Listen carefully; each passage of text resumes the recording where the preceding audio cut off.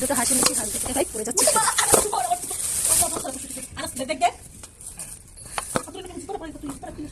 এই যে পানি গরম করছে এখানে, এই পানি দিয়ে হাঁস দুটোকে ভিজিয়ে নিলাম ভালো করে। তো দেখতে থাকুন কি করি আমি।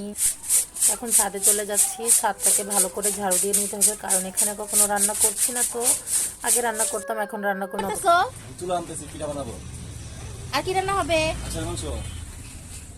আপনার পরিচয়টা একটু বলে দিন।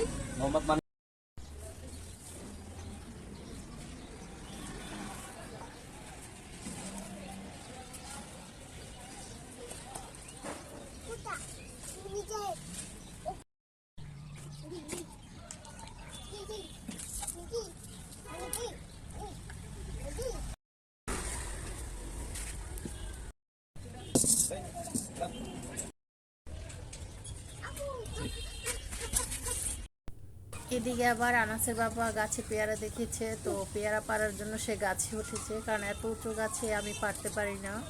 সামনে যেগুলো ছিল সেগুলো পেরেছি, উপরেগুলো আমি পারতে পারিনি। তো এসে সে গাছে উঠে পেয়ারা আনাসকে পেরে দিচ্ছে। তো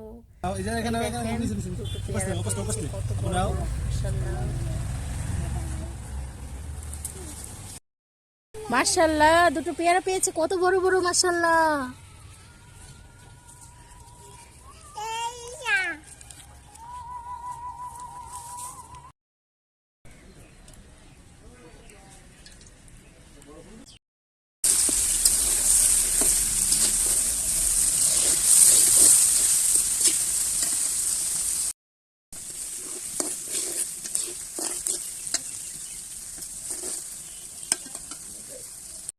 আজকে ছাদে খোলা গ্রামীণ পরিবেশে রান্না করব হাঁসের মাংস ও চিতই পিঠা। সবাই ভিডিওটি দেখবেন, আমার পাশে থাকবেন। এই যে হাঁসের মাংস রান্না বসাইছি। হ্যাঁ, কারণ রান্না করতে করতে তো তোমার দেরি হয়ে যাবে, কারণ হাঁসের মাংস রান্না করতে হবে, চিতই পিঠা বানাতে হবে, তারপরে মাংস আবার তোমার চিতই পিঠা ভিজাতে হবে।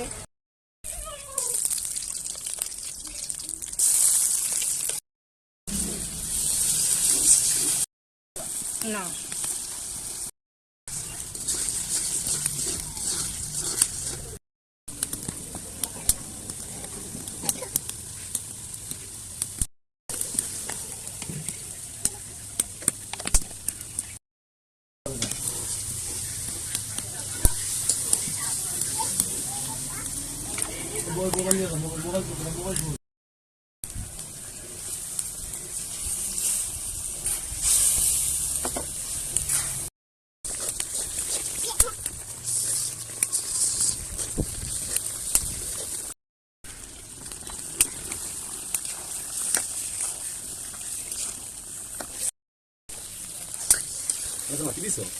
হলুদ মরিচ ঘরের সবকিছু বাটা মশলা দিয়ে আজকে রান্না করতেছি। তাই নাকি? হ্যাঁ, তাহলে তো অনেক সুন্দর হয়ে গেছে। মাশাআল্লাহ।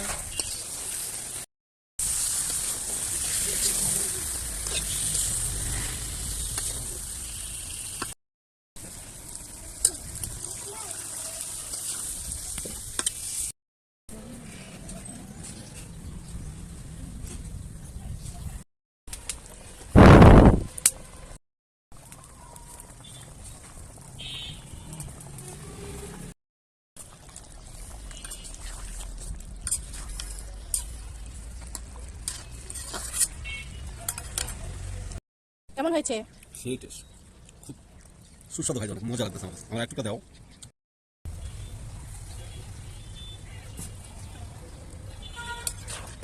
হাঁসের মাংস খাওয়ার জন্য এখন আমাদের আর 300 ফিট যাওয়ার প্রয়োজন হবে না, ইনশাল্লাহ। সবাই খেয়ে বলেছে দাম।